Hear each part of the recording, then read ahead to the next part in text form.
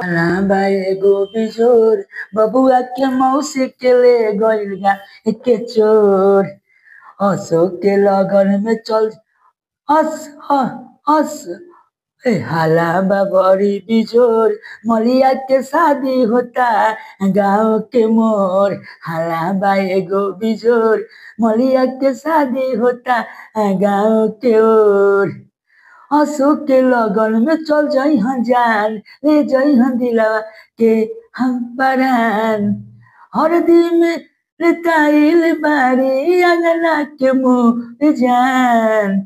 हाला एगो बिजोर हाला एगो बिजोर मलिया के शादी होता गाँव के ओर हाला एगो